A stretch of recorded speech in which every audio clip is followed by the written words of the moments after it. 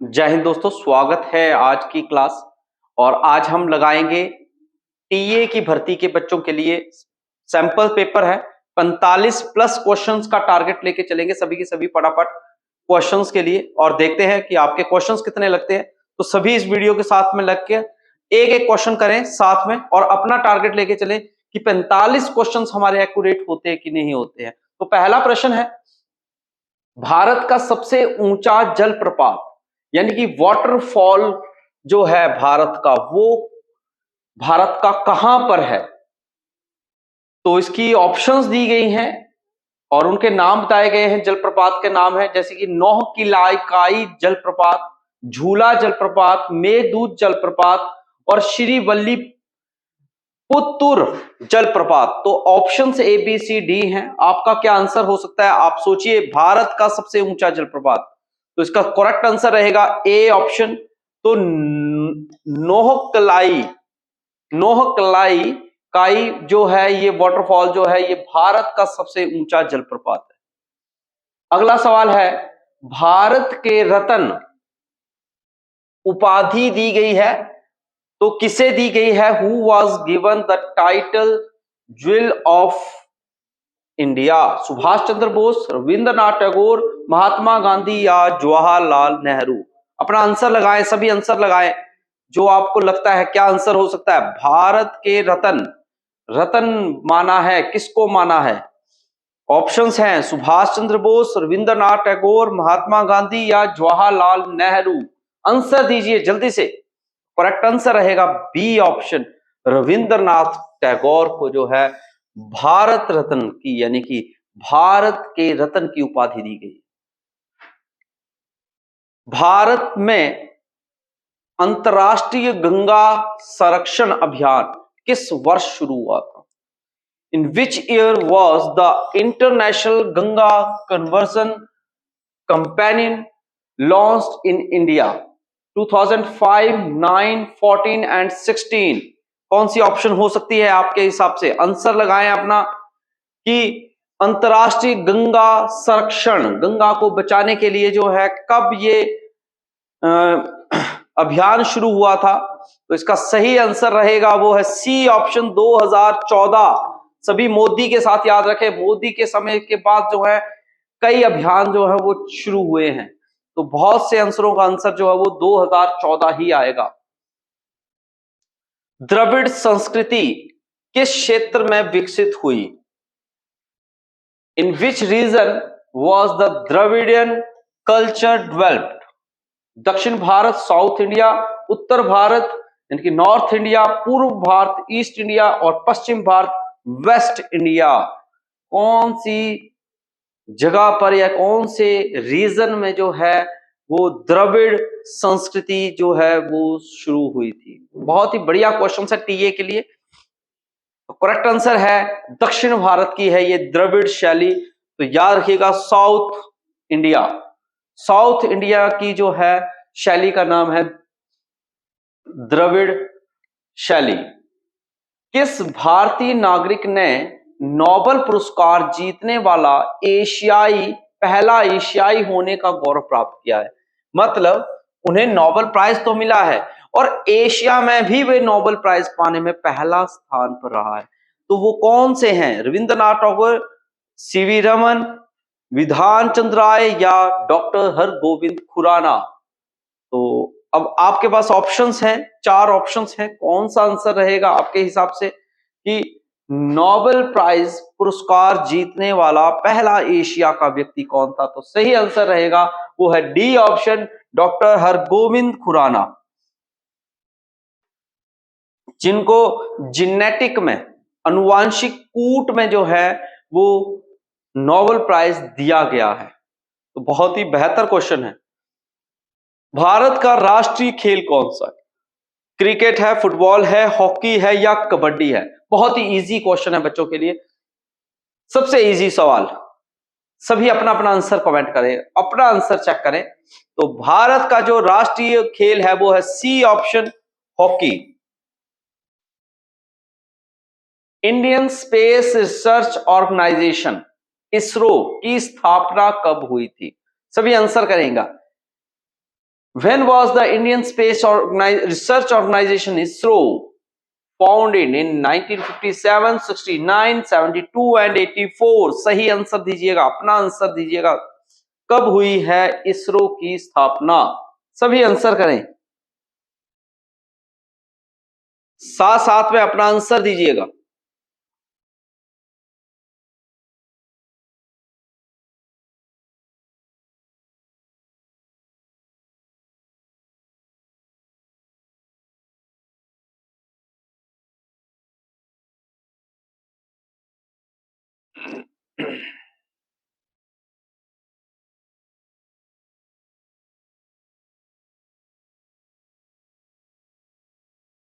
तो इसका correct answer क्या रहेगा? Indian Space Research Organisation ISRO की जो स्थापना है वो कब हुई है?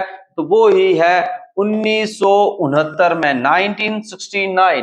बी ऑप्शन 1969 जो है वो इसका सही आंसर रहेगा। 1969 प्यारे बच्चे, 1969 1969 में जो है इसकी स्थापना हुई है। 7 नंबर सवाल आ चुका है आपका, सभी साथ साथ में आंसर देंगे। नेक्स्ट आ जाता है, भारत के पहले प्रधानमंत्री का नाम बताएं। सिंपल सा सवाल है, जवाहरलाल नेहरू थे, गुलजारी लाल नंदा थे, लाल बहादुर शास्त्री या इंदिरा गांधी? तो इसका सभी को आंसर आना चाहिए, वो है correct answer Jawaharlal Nehru. A option is the correct option. Jawaharlal Nehru जो है वो भारत के पहले प्रधानमंत्री हुए हैं। नेक्स्ट सवाल है, किस भारतीय राज्य में काजीरंगा राष्ट्रीय उद्यान? उद्यानों से जुड़ा हुआ सवाल पक्का आने वाला है भैया, नोट कर लीजिएगा।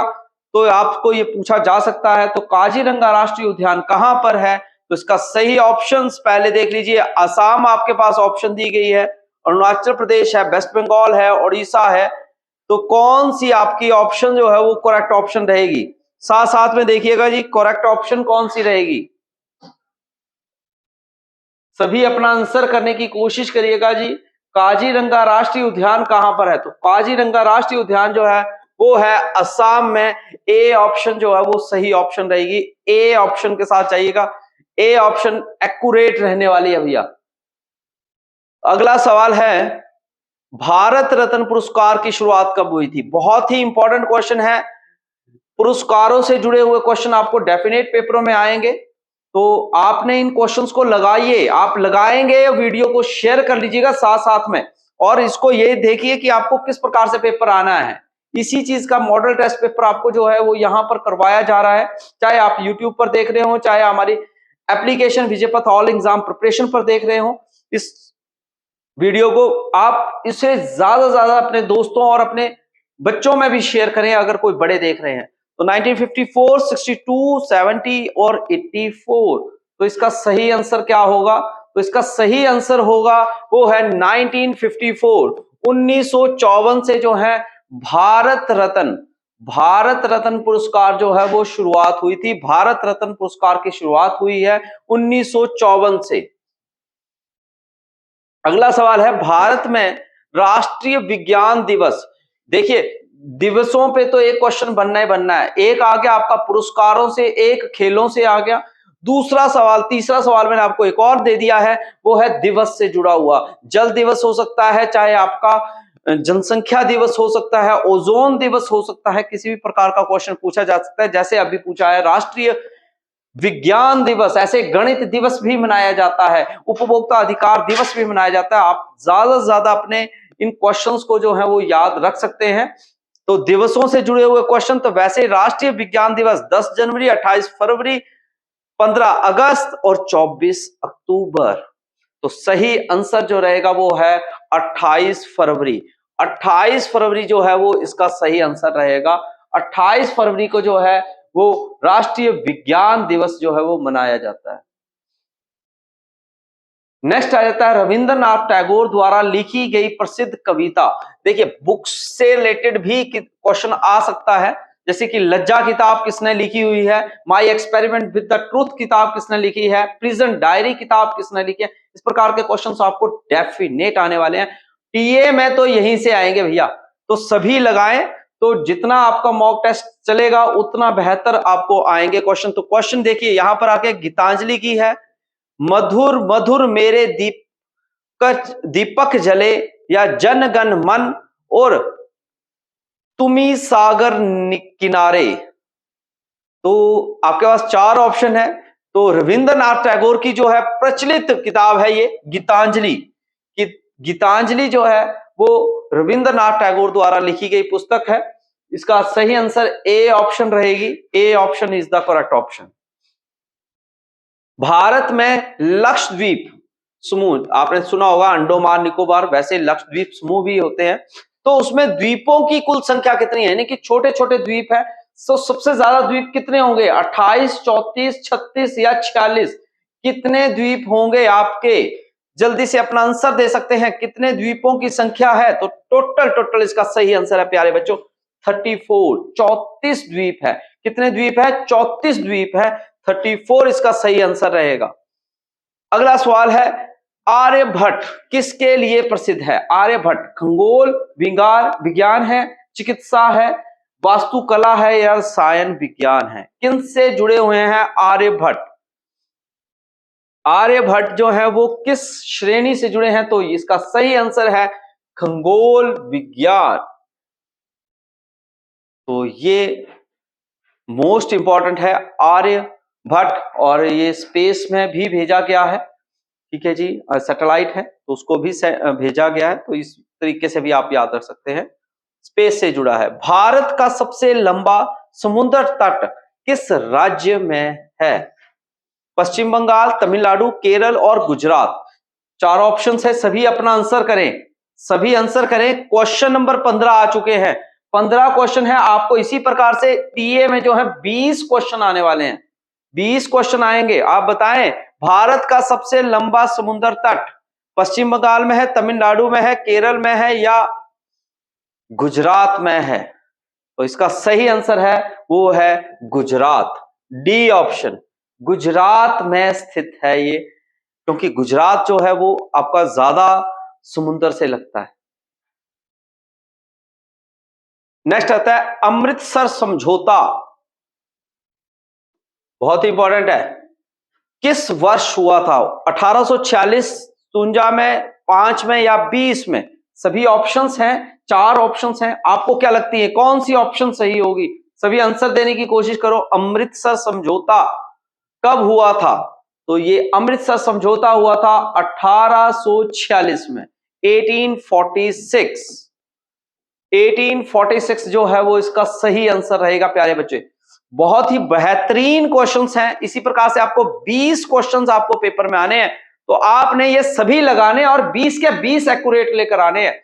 और 20 के 20 करने हैं तो आपको हमें ये देखना ही पड़ेगा और आपको समझना पड़ेगा ये वीडियोस को देख देख के कि क्वेश्चंस का क्या लेवल आ सकता है। अगला सवाल है, भारत के सबसे लंबे समय तक की सेवा करने वाले प्रधानमंत्री, यानी कि ज्यादा समय तक प्रधानमंत्री बने रहे, अपनी सीट पर बैठे रहे, वो कौन से ऐसे प्रधानमंत्री थे? जवाहरलाल नेहरू थे, इंदिरा गांधी थी, मनमोहन सिंह थे या नरेंद्र मोदी? आपके हिसाब से कौन सबसे ज्यादा समय तक जो है रहने वाले प्रधानमंत्री रहे हैं? तो सही आंसर रहेगा वो है जवाहरलाल नेहरू।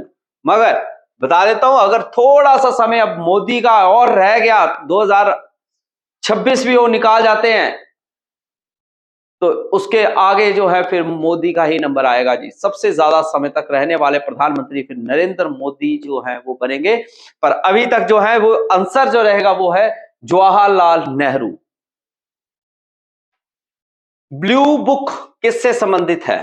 भारतीय वायुसेना, भारतीय विदेश नीति से है, प्रधानमंत्री की सुरक्षा से है या भारतीय रेलवे से जुड़ा हुआ? ये सवाल है। ब्लू बुक जो है वो किससे जुड़ी हुई है? ब्लू बुक किससे जुड़ी हुई है?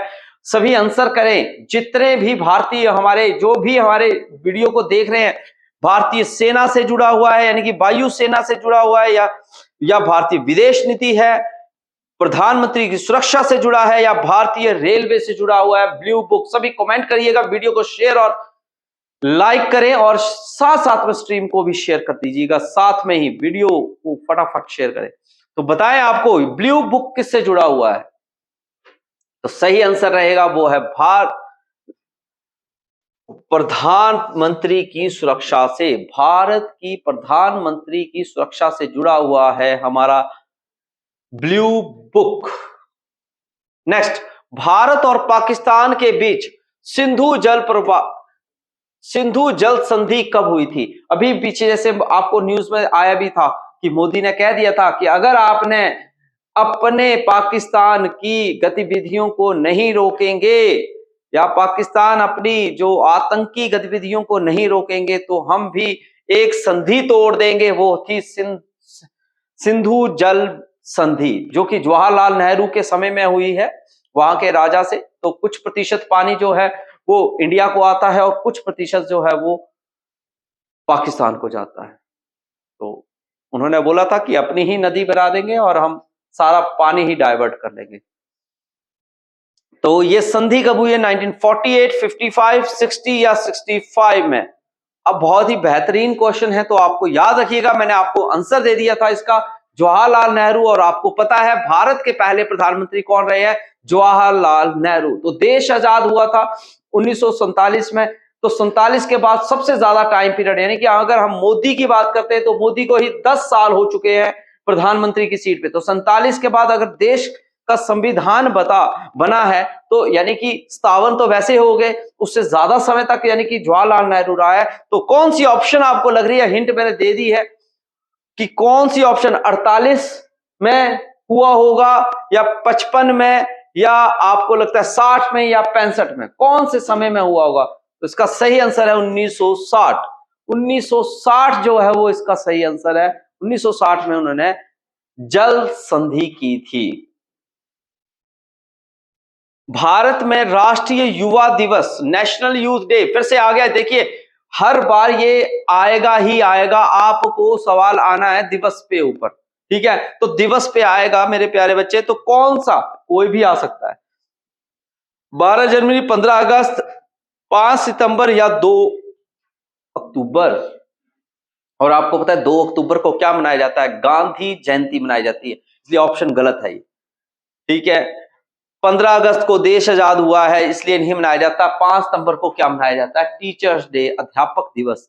तो कौन सी ऑप्शन रहेगी प्यारे बच्चे? 12 जनवरी। 12 जनवरी जो है वो इसका सही आंसर रहेगा। 12 जनवरी को राष्ट्रीय युवा दिवस के रूप में मनाते हैं। तो इसी प्रकार से आपके ये जो सवाल लेकर आया था, ये 20 सवाल थे जो कि हमारे टीए की भर्ती में आएंगे या इस प्रकार से आते हैं। आर्मी जीडी की अगर मैं बात करूं तो उसमें 15 सवाल आते हैं जनरल नॉलेज के। टीए में जो हैं वो 20 सवाल जो हैं वो आएंगे। तो इसलिए आपने 20 सवालों का जवाब जो है मैंने दिया। अब हम आगे के जो सवाल हैं वो हमारे चलेंगे 15 सवाल जनरल साइंस के लिए। मानव शरीर में रक्त का मुख्य कार्य क्या है? रक्त मानव शरीर में क्या कार्य करता है?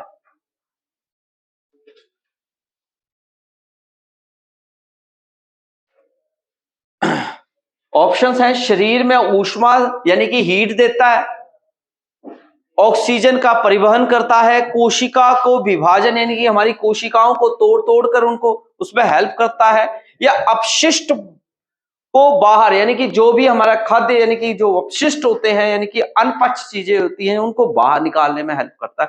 कौन सी ऑप्शन रहेगी? A B C D options हैं। तो इसका सही आंसर है ऑक्सीजन का फ्लो करता है मानव शरीर में। रक्त जो है वो ऑक्सीजन को फ्लो करवाता है यानी कि इधर से उधर लेके जाता है, ट्रांसपोर्ट करता है ऑक्सीजन का, और साथ साथ में पोषक तत्वों को भी पहुंचाता है। नेक्स्ट आता है, मानव शरीर में कितने प्रकार के रक्त कणिकाएं पाई जाती हैं? 2 प्रकार की, 3, 4 और 5? कौन सी ऑप्शन रहेगी? कितने प्रकार की कणिकाएं पाई जाती हैं? सही आंसर रहेगा वो है 3 प्रकार की कणिकाएं पाई जाती हैं। कितने प्रकार की? 3 प्रकार की। कौन कौन सी? एक होती है रेड ब्लड सेल्स आरबीएस और डब्ल्यूबीएस, और एक होते हैं प्लेटलेट्स। तो 3 प्रकार की जो है कणिकाएं पाई जाती हैं। कौन कौन सी हैं? आरबीसी हैं, आपकी प्लेटलेट्स हैं और डब्ल्यूबीसी हैं, व्हाइट ब्लड सेल्स। अगला है, किस अंग में इंसुलिन का उत्पादन होता है? यकृत, अग्नाशय, गुर्दे या हृदय?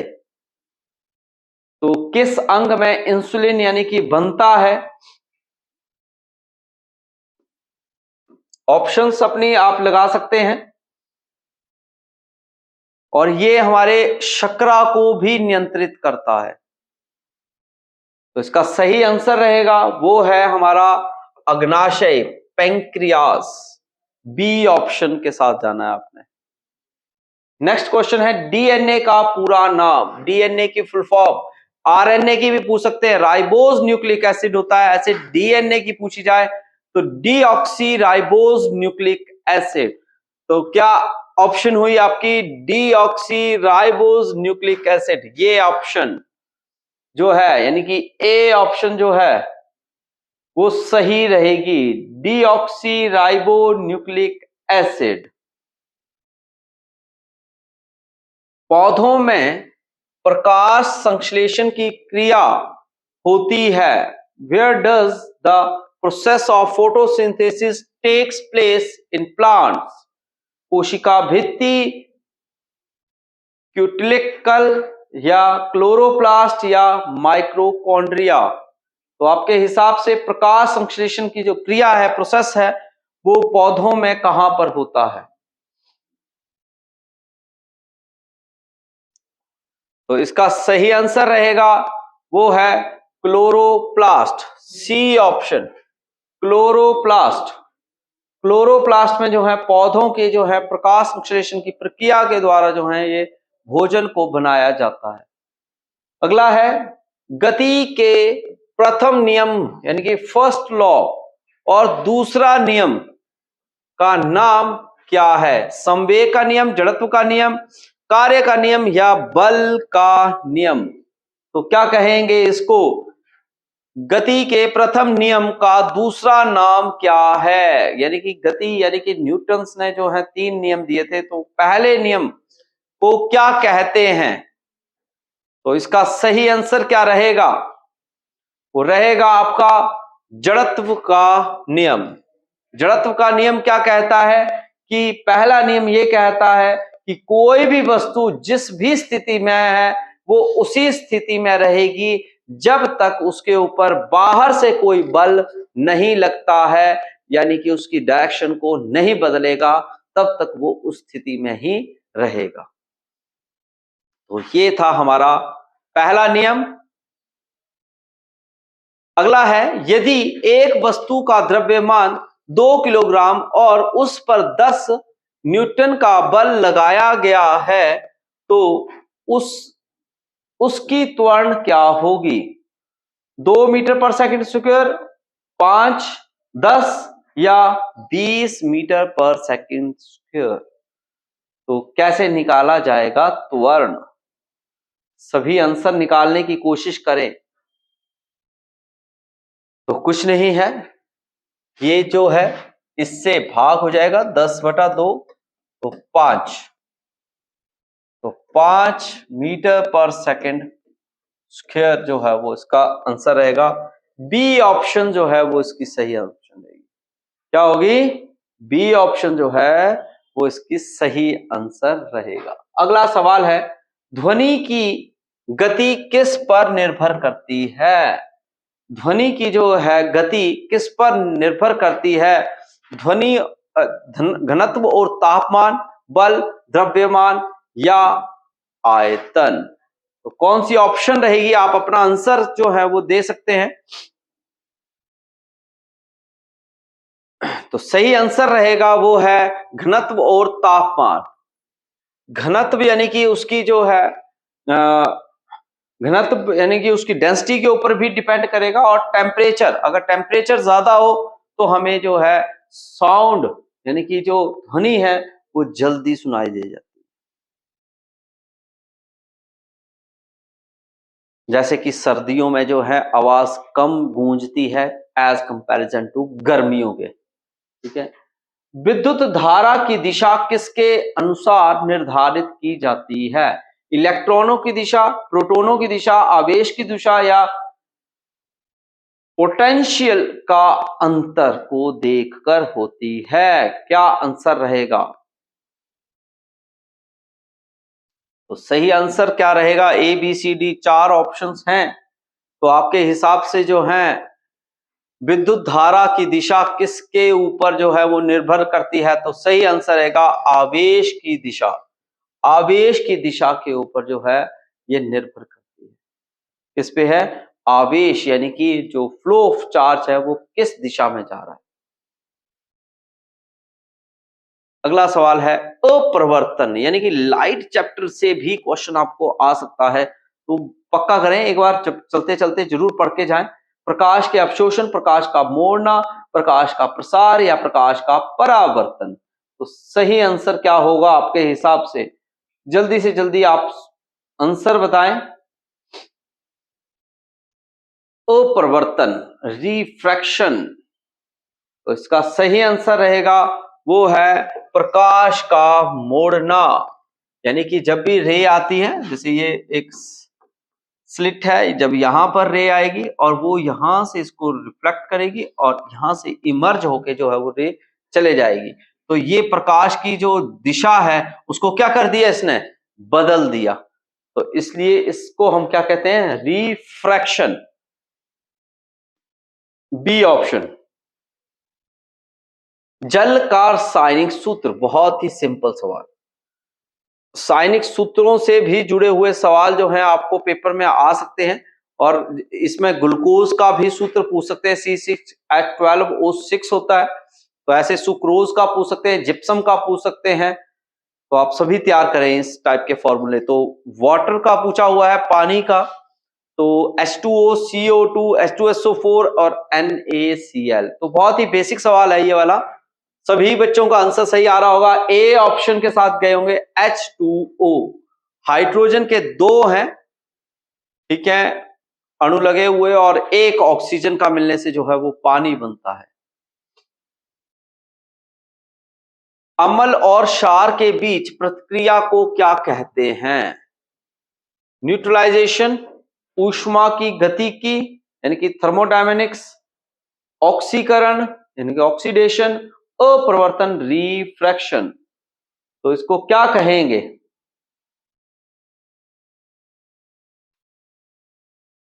जब अम्ल जो हैं और क्षार एक दूसरे के ऊपर जो हैं वो निर्भर होते हैं, तब हम कहते हैं उस क्रिया को न्यूट्रलाइजेशन। जब दोनों ही डिपेंडेंसी हो, बराबर बराबर हो, तो उसको क्या कहेंगे? न्यूट्रलाइजेशन। अगला सवाल है पीरियडिक टेबल या पीरियोडिक टेबल ही बोल लो, मैं एक समूह में तत्वों को क्या कहा जाता है? क्षारीय, अस्पृत, क्षारीय भूमि धातु या हैलोजन। तो इसका सही आंसर रहेगा वो है ए ऑप्शन, क्षारीय धातु। क्या कहा जाता है? क्षारीय धातु कहा जाता है। 34 नंबर सवाल है, निम्नलिखित में से कौन सा गैस का सबसे हल्का अणु है? हाइड्रोजन है, ऑक्सीजन है, नाइट्रोजन है या कार्बन डाइऑक्साइड। तो सही आंसर क्या होगा? और आपको मालूम है कि जब मेलों में जाते हैं तो वहां पर हम बैलून उड़ाते हैं, और बैलून में कौन सी गैस? वही आंसर होगा इसमें से। ऑक्सीजन तो हम मुंह से भर लेंगे, और मुंह से भरेंगे तो वो उड़ेगा नहीं, इसलिए ऑप्शन रॉन्ग है। दूसरी आ गई नाइट्रोजन। नाइट्रोजन जो है वो हवा से जो है वो भारी है, ठीक है, और ये कहां भरी जाती है? ये अंकल चिप्स वगैरह जो हम चिप्स खाते हैं उसमें प्रिजर्व करने के लिए भरी जाती है। ऑप्शंस पूरी भूल के आएंगी। और कार्बन डाइऑक्साइड जो है, और आपके पास दो ऑप्शंस रह गए हैं, हाइड्रोजन और कार्बन डाइऑक्साइड। तो मैं आपको करेक्ट आंसर बता देता हूं, वो है हाइड्रोजन। A option. हाइड्रोजन जो है वो सबसे हल्की गैस है, जो कि बैलून्स वगैरह में भी हम यूज करते हैं, और जो हेलीकॉप्टर के टायर होते हैं उसमें भी यही भरी जाती है। नेक्स्ट, निम्नलिखित में से कौन सा तत्व धातु की विशेषताएं प्रदर्शित नहीं करता है? सोना, लोहा, आर्सेनिक या तांबा? तो कौन सा सही आंसर रहेगा आपका?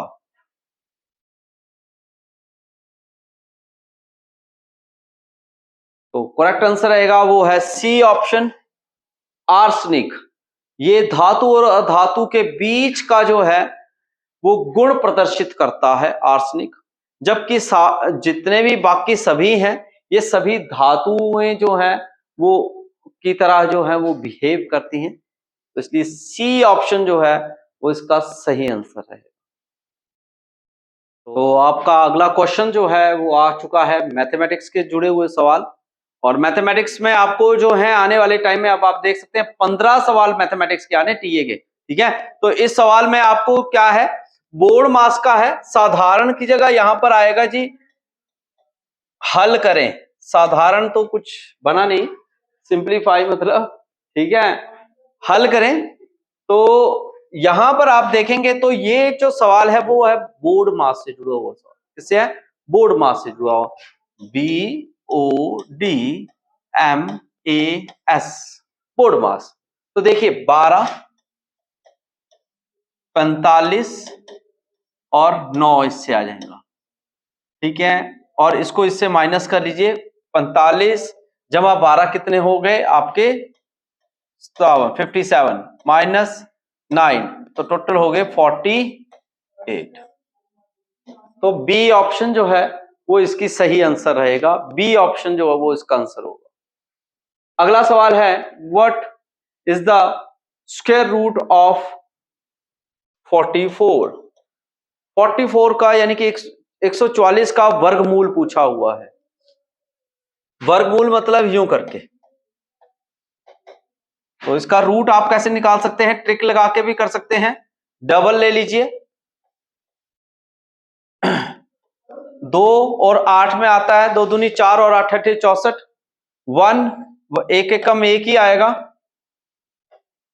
ठीक है जी। अब 12 और 18 आपका आंसर है, तो एक के आगे क्या होता है 2, तो एक को 2 से गुणा किया तो 2 आया, और 2 जो है वो एक से क्या है, बड़ा है, ठीक है, ये यानी कि एक छोटा निकला, तो 12 आपका आंसर हो गया। तो सही आंसर बी ऑप्शन। और नहीं लगे पता तो कुछ नहीं करना है, आपने 10 को 10 से गुणा कर लो, 12 को 12 से कर लो, जो क्वेश्चन बन जाएगा वही आंसर हो गया।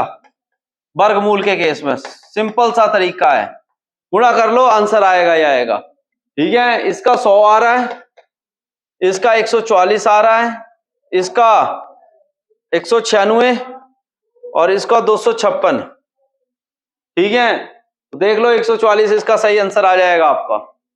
दूसरा एक और मेथड ये है, फैक्टर्स बना लो 144 के, 2 से 2 सत्ते 14, 2 दूनी 4, 2 तीय 6, 2 छिके 12, 2 एकम 2, 2 अठे 16, 2 9 18, 3 तीय 9, 3 एकम 3, पेयर्स बन जाएंगे बेटा। इस हर एक पेयर का एक एक डिजिट आता है, जैसे ये मैंने लिखा है आपके सामने, तो कितना आ रहा है 2 गुणा 2 गुणा 3, तो भी 12। किसी भी तरीके से आंसर निकाल लो यार भाई, 12 आंसर आना ही आना है, जितना भी मर्जी कोशिश कर लो, ठीक है, बी ऑप्शन।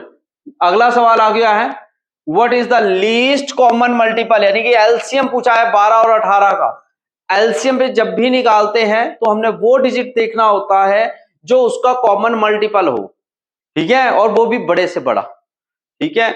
36 है, 24 है, 72 है, 48 है। देखो 12 के टेबल में आपके और 18 के टेबल में ये आते नहीं आ रहा है, देख सकते हैं 12 तीय 36 होते हैं, तो 18 दूनी भी 36 ही होते हैं। उससे बड़ा देखो 12 के टेबल में 24 आता है, हाँ जी 2 पर आता है, 18 में आता है नहीं आता है, तो गलत हो गया। 12 के टेबल में 72 आता है, 12 चौके 72, सॉरी 12 छिके 72, ठीक है। और 18 के केस में 18 चौके 64, करो करो करो करो, 72 होते हैं, गुड। तो अब यानी कि बड़ा डिजिट कौन सा हुआ, जो इन दोनों के टेबल में आ रहा है,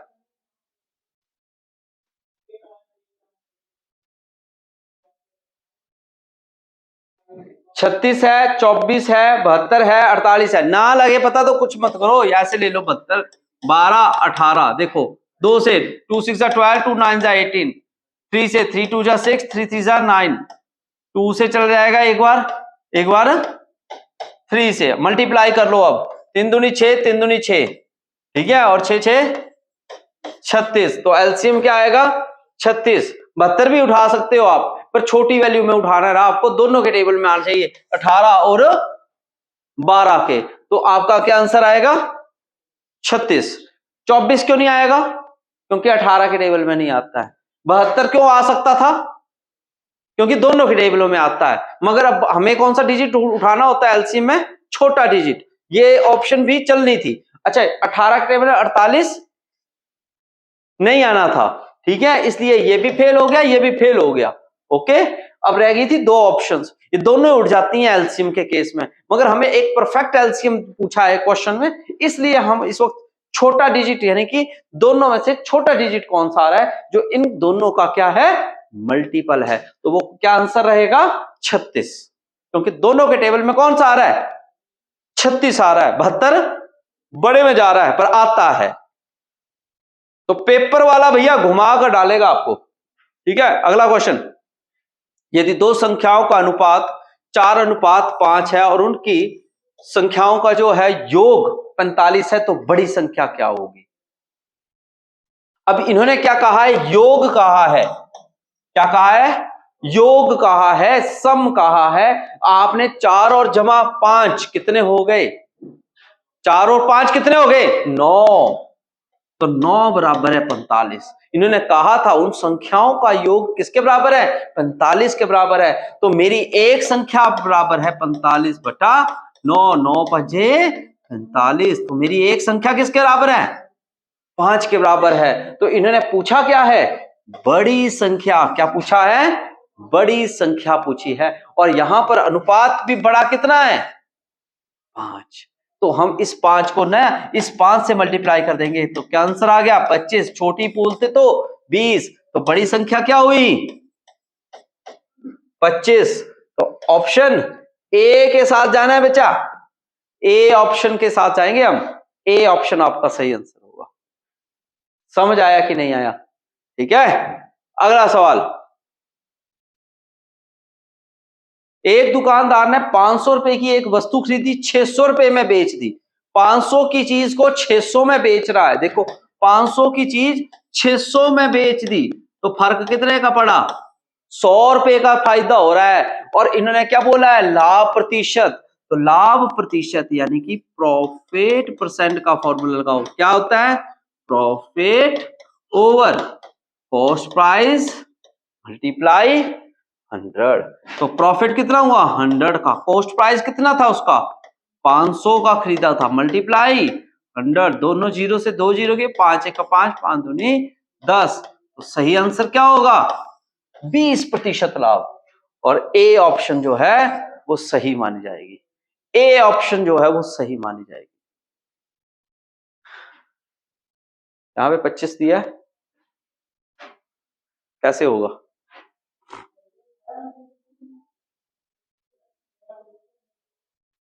ए ऑप्शन होगी, ए ऑप्शन जो है वो सही मानी जाएगी।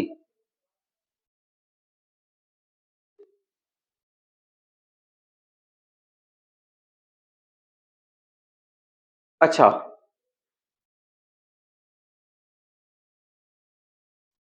हाँ, ए ऑप्शन जो है वो एक्यूरेट होगी, ए ऑप्शन। ठीक है जी, ठीक है 20%। अगला क्वेश्चन है आपका 20%, 20% ऑफ 250 इज, ठीक है। तो 20% का आ गया ओवर मल्टीप्लाई 250, ऐसे होगा ये क्वेश्चन। ठीक है ना मेरे भाई? तो कैसे होगा? जीरो से जीरो गए, इस जीरो से ये जीरो गया, 25 दूनी 50। तो बी ऑप्शन, ए ऑप्शन जो है वो सही आंसर जाएगा। सही है कि नहीं है? समझ आया? नेक्स्ट क्वेश्चन, 1000 रुपए 2 वर्षों के लिए 5% ब्याज बोला है। अब इन्होंने कहीं पे लिखा है साधारण ब्याज। स्पेशली लिख के दे दिया, पर लाड़ लो कई बार नहीं भी दिया होता तो भी आपने ये समझना है साधारण की बात कर रहे हैं। चक्रवृद्धि बोलेंगे तभी समझना है, नहीं तो समझना ही नहीं है। तो 2 वर्ष के लिए ब्याज पूछा है तो आपने 1000 का 5% निकाल लो, कितना हो गया 50 रुपए। तो कितने सालों का निकालना है, 2 सालों का, 2 से गुणा कर दो तो कितना हो गया 100 रुपया। ए ऑप्शन, ए ऑप्शन जो है वो सही आंसर रहेगी, ए ऑप्शन रहेगी सही आंसर भैया, ए ऑप्शन जो है वो सही आंसर रहेगा। अगला सवाल, क्वेश्चन यहां से मैं स्टार्ट कर रहा हूं। ए 10 दिनों में किसी काम को करता है, बी 15 दिनों में करता है, तो दोनों मिलकर कितने दिनों में करेंगे, दोनों मिलकर कितने दिनों में करेंगे। बहुत ही सिंपल सवाल है, दोनों मिलकर पूछा है, ठीक है। ए कितने दिन में कर रहा है, 10 दिन में, बी कितने दिन में कर रहा है, 15 दिन में, है ना। दोनों का एलसीएम ले लिया, टोटल वर्क निकल जाएगा, कितना आएगा 30।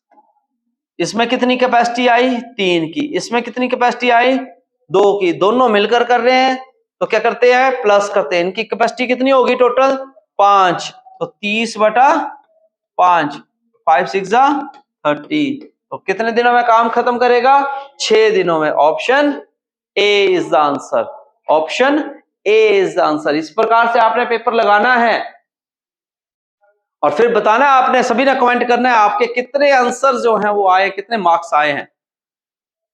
नेक्स्ट क्वेश्चन है, एक 150 मीटर लंबी रेलगाड़ी है, 60 किलोमीटर प्रति घंटा की चाल से जा रही है, 200 मीटर लंबे पुल को पार करने में कितना समय लेगी।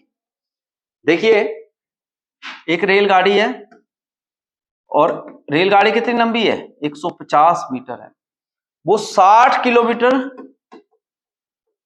प्रति घंटा की चाल से जा रही है, और 200 मीटर लंबे पुल, यानी कि आगे जो है उसको पुल आ रहा है, ब्रिज आ रहा है, और वो ब्रिज है 200 मीटर लंबा, ठीक है। तो देखिए डिस्टेंस जो है, दूरी जो है वो प्लस हो जाएगी, रेल की लंबाई जो होती है वो दूरी में ही हम काउंट करते हैं, और पुल की लंबाई आपस में प्लस हो जाएगी। तो 150 प्लस 200 कितना हो गया आपका 350।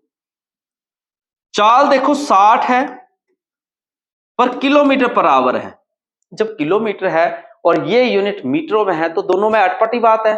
तो हम क्या करेंगे, चाल को कन्वर्ट कर लेंगे, किससे, किससे मल्टीप्लाई करेंगे, चाल को कन्वर्ट करना हो तो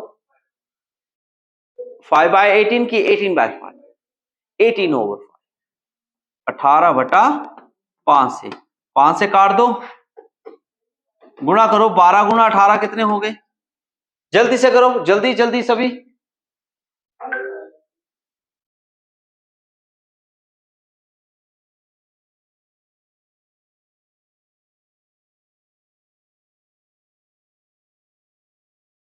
दो सौ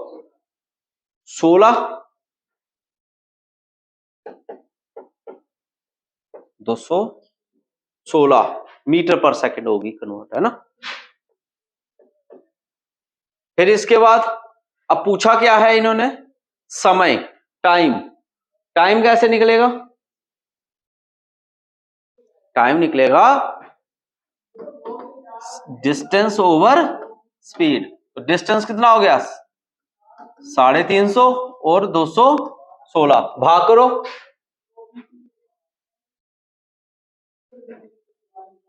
कितना आएगा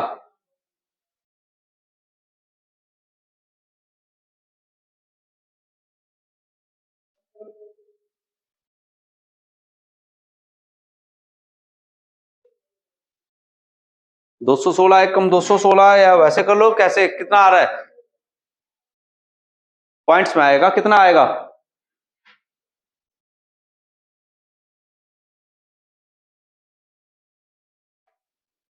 सभी सभी ट्राई करो।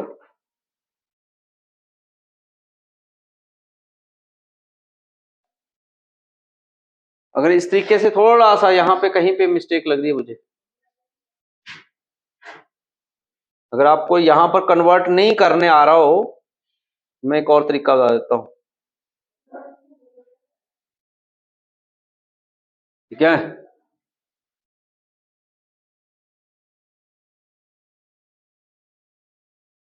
साठ है किलोमीटर है, इसको मीटरों में कन्वर्ट कर लो। ऐसे 60 किलोमीटर का हो गया 1000 और आवर का हो गया 3600। अब पॉइंट्स में निकालो कितना होगा, जीरो से 2 जीरो गई, 6 कम 6, 6 छिके 36, 100 बटा 6, ठीक है। 2 तिये 6, ये 50। अब करो 16 तिये 48, 49 50, 16 पॉइंट समथिंग निकालेगा। निकालो निकालो सभी निकालो साथ साथ में। 16.67 लगभग आ जाएगा ये, 16.66 या 67 मीटर तक आंसर आएगा आपका, ठीक है। तो अब आपने 350 वो 16.67 से, ठीक है, 67 से डिवाइड कर देना है, तो आपका करेक्ट आंसर कितना आ जाएगा, 21 सेकेंड्स। ए बी ऑप्शन जो है 21 सेकंड जो है वो सही ऑप्शन जो है वो रहेगी, बी ऑप्शन, ठीक है जी। अगला क्वेश्चन है, एक पिता और उसके बेटे की आयु का योग 50 वर्ष है। पिता बेटे से 30 वर्ष बड़ा है, तो पिता की आयु क्या है। देखिए सभी ट्राई करिएगा। अगर एक सन होगा और एक फादर है, अगर सन एक्स है तो फादर क्या हुआ, एक्स प्लस 30, हाँ या ना, क्यों, क्योंकि वो उससे बड़ा है। कितना बड़ा है, 30 साल। और दोनों की आयु का योग कितना है, 50, यानी कि x plus 30 is equal to 50। x प्लस एक्स हो गए 2x, और ये इस साइड जाएगा तो कितना हो गया 20। x की वैल्यू कितनी होगी 10, ये 10 इधर पुट कर दीजिए। तो ये सन हो गया 10 साल का और पिता हो गए 40 साल के। तो बी ऑप्शन जो है वो इसकी सही ऑप्शन रहेगी। 40 साल के जो है वो उम्र होगी पिता की। अगला सवाल ज्योमेट्री का है। त्रिकोणों के कोणों का अनुपात ये है, तो सबसे बड़ा कोण कौन सा होगा। तो 3 एंगल है, त्रिकोण यानी कि ट्रायंगल है, तो तीनों एंगल का जो कोणों का योग होता है वो कितना होता है 180। तो 2x plus 3x plus 4x is equal to 180। 4 3 7 और 2 9, तो x is equal to 180 over 9। तो x की वैल्यू कितनी होगी प्यारे बच्चे, 20। और इन्होंने पूछा था सबसे बड़ा कोण, बड़ा कोण तो बड़ा अनुपात कौन सा है 4, तो इसलिए 20 को किससे गुना कर देंगे 4 से, तो 4 दूनी 8। कौन सी ऑप्शन रही, सी ऑप्शन। सी ऑप्शन जो है वो आपका सही आंसर बना, ठीक है। अगला क्वेश्चन, 5 संख्याओं का अनुपात 20 है, ठीक है।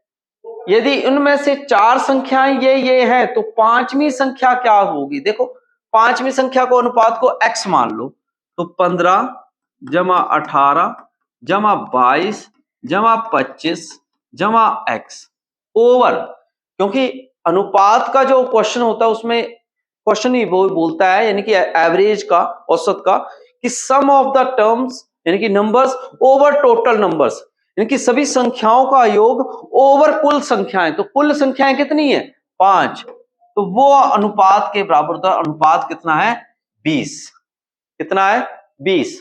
तो इसको प्लस कर दीजिए और 5 से ये गुणा हो जाएगा, तो ये तो हो गया सीधा 100, और इनको प्लस करिए कितना आएगा 5 5 10, कितना हो गया 25, 10 20, कितने हो गए 10 20 40 60 65 67 और कितने हो गए 80, तो x इज इक्वल टू कितना हो जाएगा 20। ठीक है, तो यानी कि ए ऑप्शन कितनी होगी, ए ऑप्शन जो है वो एक्यूरेट बनेगी। ठीक है, तो ए आंसर था इसका। अगला क्वेश्चन है, दो संख्याओं का एलसीएम इतना है, एचसीएफ इतना है, एक संख्या इतनी है, दूसरी संख्या निकालो। बड़ा भारी ये क्वेश्चन आता है पेपरों में। तो a into b is equal to l into h, मतलब दो संख्याएं होगी, एलसीएम इंटू एचसीएफ हो गया। एलसीएम हो गया 72, एचसीएफ हो गया 6। एक संख्या आपके पास दी हुई है 18, दूसरी निकालनी है बी। तो 72 गुणा 6/18, 6 कम 6, 6 3 18, 3 से चलेगा, 3 दूनी 6, 3 छिके 12। तो टोटल आ गया आपका आंसर इज,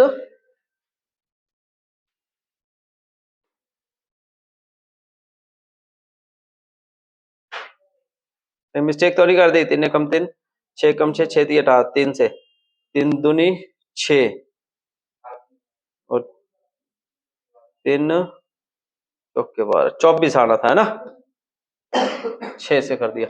बी ऑप्शन जो है वो चलेगी इसकी, बी ऑप्शन जो है वो चलेगी, बी ऑप्शन जो है वो सही आंसर माना जाएगा। ठीक है जी। नेक्स्ट आ जाता है, एक ट्रेन 3 घंटे में 180 किलोमीटर की यात्रा करती है, तो ट्रेन की औसत गति क्या होगी। ठीक है, तो कुछ भी नहीं है, अगर उन्होंने गति पूछी है, स्पीड पूछी है, तो हमारा फॉर्मूला होता है डिस्टेंस ओवर टाइम। तो डिस्टेंस उसका हो गया 180 और टाइम था जी 3 घंटे, तो कट जाएगा 3 छिके 18, तो 60 जो है वो किलोमीटर पर आवर जो है वो इसकी गति रहेगी। तो लास्ट सवाल है, पूरे 50 क्वेश्चन हो चुके हैं, पूरे के पूरे आपने जो है इन क्वेश्चंस को लगाना है और करके देखना है कि आपके क्या आंसर रहते हैं। अगला सवाल है, एक व्यक्ति ने अपने बेटे से 4 गुना बड़ा है, 20 वर्षों में पिता अपने बेटे की आयु का 2 गुना बड़ा होगा, तो उसकी वर्तमान आयु क्या है। सभी ट्राई करिएगा।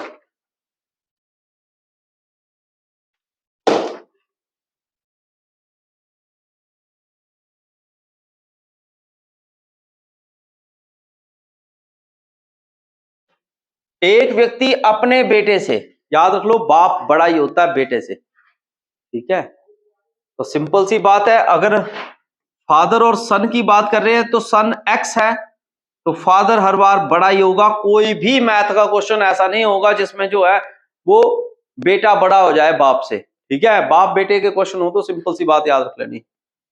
अब बोला 20 वर्षों में, यानी कि दोनों में 20 सालों का जो है वो क्या हो गया, जोड़ हो गया। ठीक है, तो पिता अपने बेटे की आयु का 2 गुना हो जाता है। जो पिता है वो बेटे की आयु का, यानी कि 4x + 20 जो है वो अपने बेटे का क्या हो गया, 2 गुना हो गया। तो बेटे को आपने 2 गुना कर देना है, x + 20। अब सॉल्व कर लो इसको, 4x + 20, 2x + 40, तो कितना आ गया, 4x - 2x = 40 - 20, तो कितना आ गया आपका 2x = 20, तो x की वैल्यू कितनी आ गई, 10 आ गई। यानी कि बेटा जो है वो कितने साल का आ गया, 10 साल का आ गया, और पिता की उम्र कितनी आ गई, 40 साल आ गई। अब इन्होंने बोला था वर्तमान आयु। ठीक है,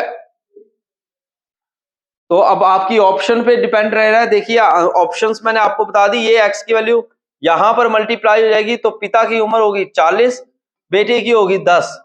देखिए कौन सी है, तो ए ऑप्शन ही आ रही है, 40 और 10, दूसरों में 50 और 10 है, ऑप्शंस चेंज हो रही हैं। तो ये थे आपके क्वेश्चंस और ये थे आपके टीए का पूरा कंप्लीट सेट जो कि हमने लगाया। और ये सेट आपके मार्क्स कितने आए जरूर कमेंट करिएगा वीडियो के साथ साथ में। और ये है आपके लिए हमारी तरफ से टीए का पहला पूरा कोर्स है, जिस कोर्स में हम complete notes, complete books classes जो कि आपको चैप्टर वाइज जो है वो हम प्रोवाइड करवा रहे हैं, और कंप्लीट सेट्स जो है फुल लेंथ टेस्ट और टॉपिक वाइज हर एक टेस्ट भी प्रोवाइड कर रहे हैं। हर एक चैप्टर के टॉपिक्स बनाए हैं, उन टॉपिक्स के टेस्ट हमने डाले हुए हैं। सिंपली 299 में हम आपको प्रोवाइड करवाए जा रहे हैं। जिन जिन बच्चों ने ये लगा रहे हैं, प्ले स्टोर से ऐप डाउनलोड करें या vijaypatheducation.com पर विजिट करें। 299 में जो है आपको ये 6 महीने की वैलिडिटी के साथ मिल रहा है। तो सभी लगा लो, जितना दम लगा सकते हो, और वीडियो को देख देख के जो है वो पूरे चैप्टर वाइज आप पूरे कोर्स को जो है परचेज करिए, और पूरा पूरा आप इस टेस्ट की जो है वो कंप्लीट तैयारी कर लीजिए। तो ये थी आज की वीडियो। तो आपको वीडियो कैसी लगी ये जरूर बताइएगा, और चैनल को लाइक और शेयर और सब्सक्राइब जरूर कर लीजिएगा आगे की नोटिफिकेशन के लिए। और इसी प्रकार से नेक्स्ट मॉडल टेस्ट पेपर में मिलते हैं, तब तक के लिए अपना खास ख्याल रखिएगा। जय हिंद, जय भारत, जय हिमाचल।